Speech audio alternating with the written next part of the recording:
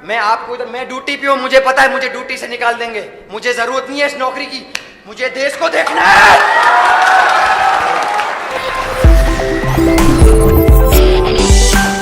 Sir आप जैसे लोगों को बहुत उम्मीदें हैं। मेरी एज 22 साल है, मैंने पढ़ाई छोड़ दी है। यहाँ पे मोदी जी ने बहुत नारे लगाए हैं, ये भ्रष्टाचार खत्म करेंगे, ये करेंगे, अभी तक कुछ खत्म नहीं हुआ है। मैं जिस गांव से बिलोंग करता हूँ, हाजीपीर से दूर 15 किलोमीटर दूर डोरा गांव है। मेरी एज 22 साल है। मेरी जब आंखें खोली थी 2012 में, उस टाइम से सर एक ट्रांसमीटर लगा है लाइट का। आज 2022 चल रहा है, 14 साल से एक ट्रांसमीटर चेंज नहीं हुआ इन बीजेपी वालों से। और स्कूल जो है ना, स्कूल में मैंने पढ़ाई छोड़ी थी 7वीं क्लास में, आज अभी चल रहा है 2022। 8 साल में इन लोगों से स्कूल नहीं बनाए। क्या भाजपा बनाएगी, क्या कांग्रेस बनाएगी? ये लोग ना बंगाड़ के व्यापारी हैं, कुछ नहीं करने वाले, देश को बर्बाद कर दिया है। आप जैसे लोगों को जरूरत है। मेरी एज नहीं है इधर काम करने में। आप मोदी जी बोलते हैं बाहर भाइयों बहनों मत जाओ कमाने, मैं इधर करके दूंगा। मेरी एज नहीं है काम करने की, मेरी एज पढ़ाई करने की है। 22 साल में लोग कॉलेज करते हैं, मैं इधर ट्रेनिंग ले रहा हूं। 1 साल मेरा भविष्य बनाऊं तो बाहर निकलूं। इधर क्या विकास हुआ है? कुछ नहीं हुआ है सर। आप जैसे लोगों की जरूरत है, कुछ करो, हाथ जोड़ रहे हैं आपके लिए। मेरा नाम शाहबाज खान है। मेरा एड्रेस डोरा गांव है, डोरा हाजीपीर से दूर। 1 मिनट सर, हमारे को टाइम नहीं मिलेगा, हम गरीब लोग हैं, पैसे वालों की सुनते हैं। दे दो माइक दे दो। आप जैसे लोग हमारी सुनते हैं सर, और कोई हमारी सुनने वाला नहीं है। ये लोग कोई मोदी की तरह पैसों पे बुलाने वाले नहीं है। आपके लिए आए हैं। किसी ने खाना भी नहीं खाया, मैंने देखा इन लोगों को। मैं नाइट ड्यूटी कर रहा हूँ, रात को 8 बजे से अभी तक मेरे को 18 घंटे हुए हैं। मैं ड्यूटी पे हूँ, मुझे पता है मुझे ड्यूटी से निकाल देंगे, मुझे जरूरत नहीं है इस नौकरी की, मुझे देश को देखना है।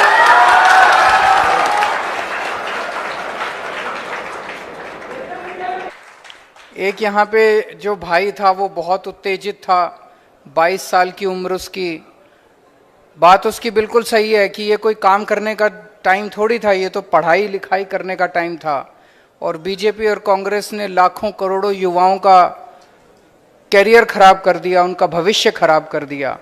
उसी के लिए तो हम लोग आए हैं, उसी के लिए तो आम आदमी पार्टी बनाई। नहीं तो अगर ये बीजेपी कांग्रेस वाले कुछ कर देते तो आम आदमी पार्टी बनाने की जरूरत ही क्या थी? मैं भी आप ही की तरह हूं, अपना अच्छा खासा घर पे काम करता था, मेरे को क्या जरूरत थी इधर उधर जाने की।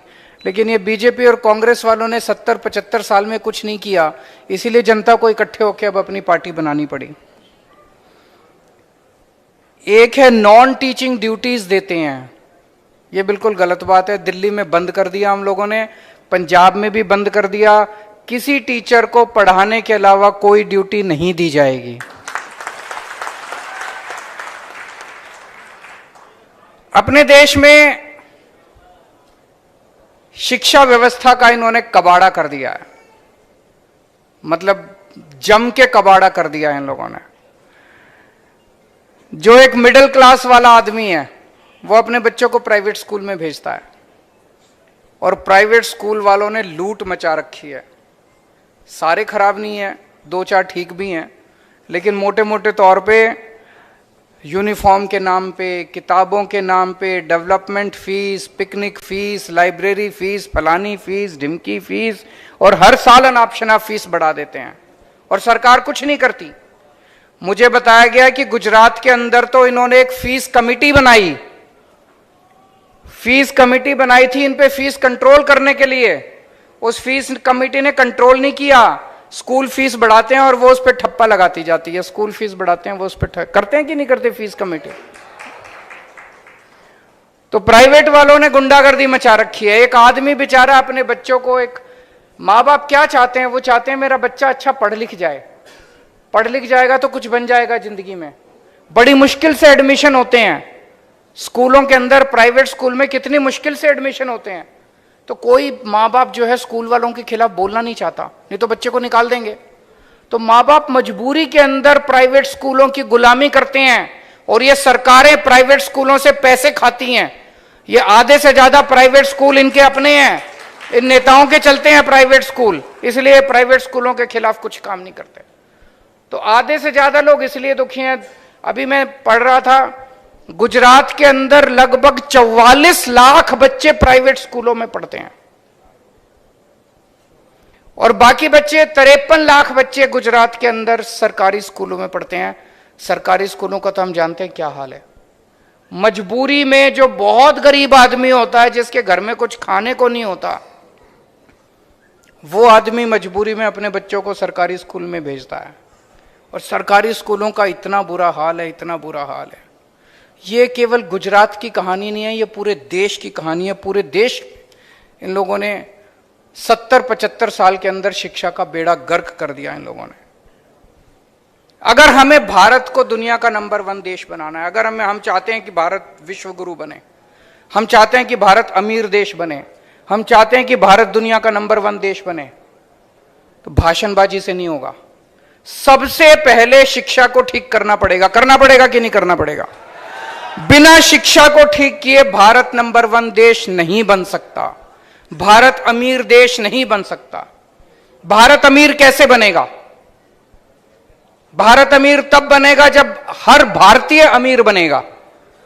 ऐसे तो नहीं हो सकता ना कि भारत के लोग तो गरीब रह जाएं और हम कहते भारत अमीर बन गया।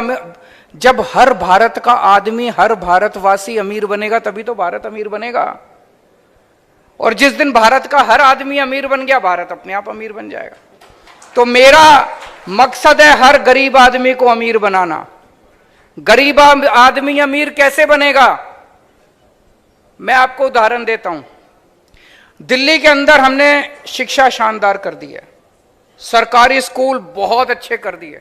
अभी आपके गुजरात के 30-40 पत्रकार आए थे, बोले केजरीवाल का भंडा फोड़ के आएंगे। ये यहां पे आता है गुजरात में, कहता है हमने स्कूल अच्छे कर दिए, अस्पताल अच्छे कर दिए, ये अच्छे।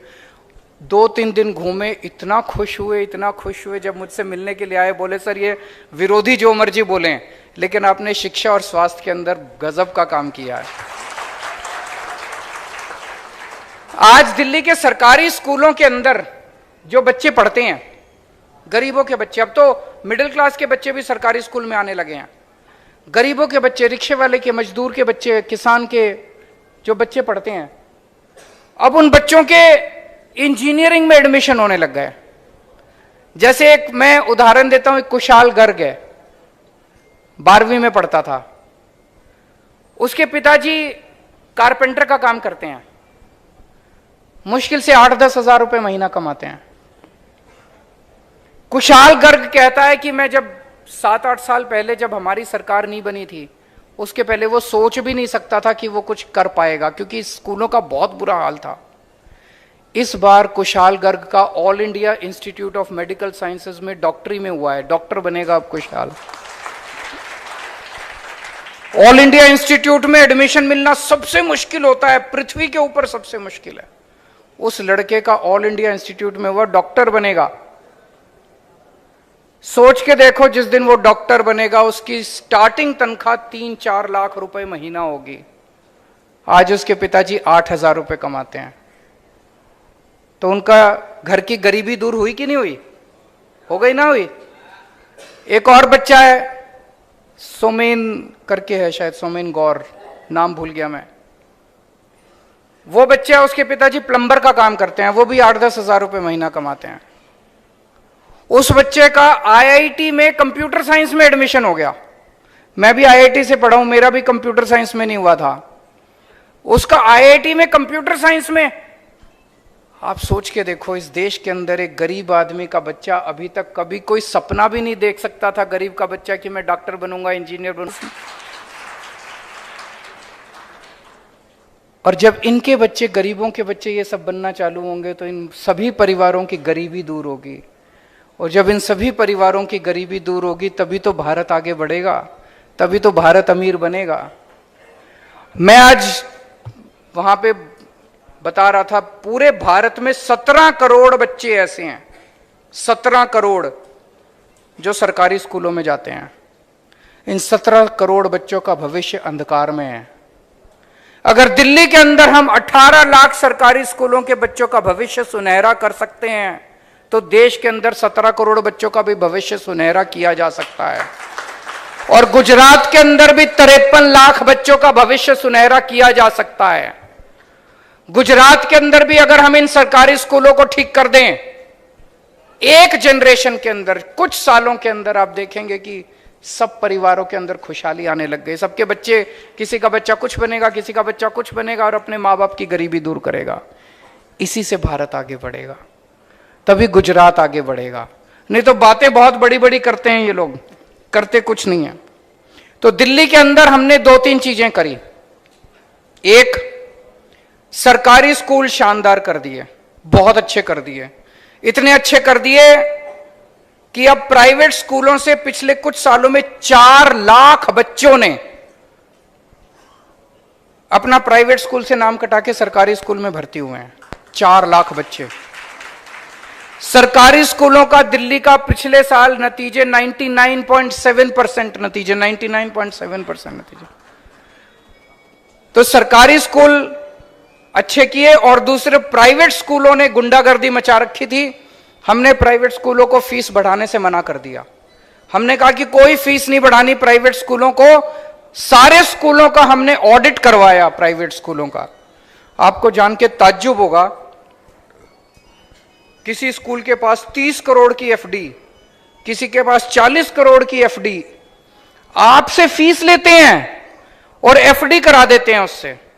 कानूनी गलत है ये। आप एफडी नहीं करा सकते, लोगों से, बच्चों से फीस लेके एफडी नहीं करा सकते।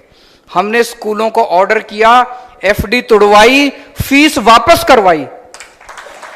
ये भारत के इतिहास में पहली बार हुआ कि बच्चों की फीस वापस हुई, उनके माँ बाप के बैंक अकाउंट में पैसे वापस गए कि आपसे ज्यादा पैसे ले लिए थे फीस के आपने।